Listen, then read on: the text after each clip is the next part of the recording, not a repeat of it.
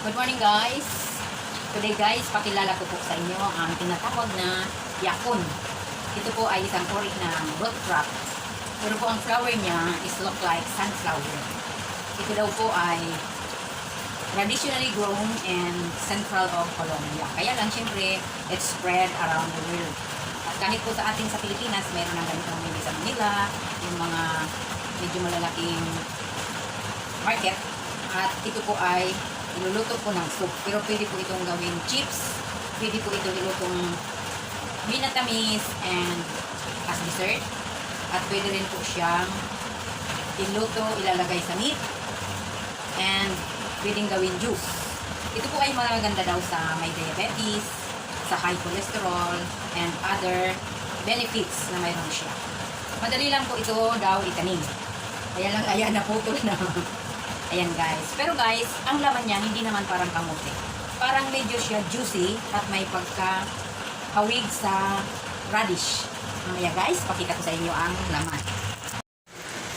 Maulang umaga guys. Heavy rain. Ayan guys, nag-blends ako ng pork meat.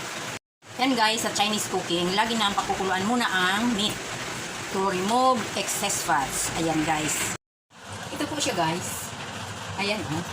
Hawig siya sa radish. Kasi watery siya. Ayan. Guys.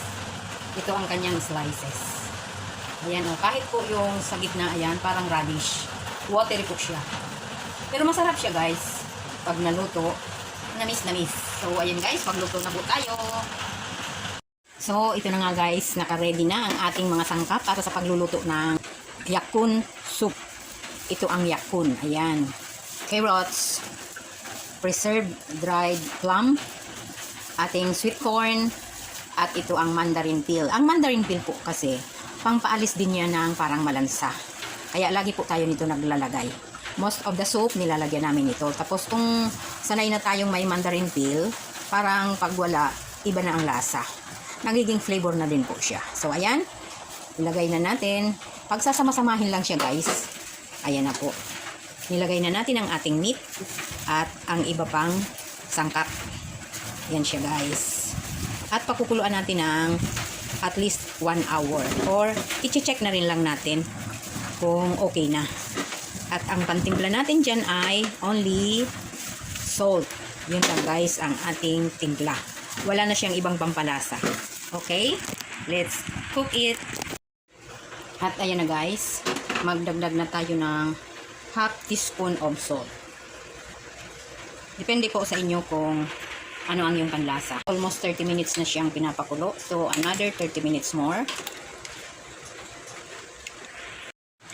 So, ayan na guys, ang ating yakon soup. It's already done. Yummy taste po siya guys. Very natural taste.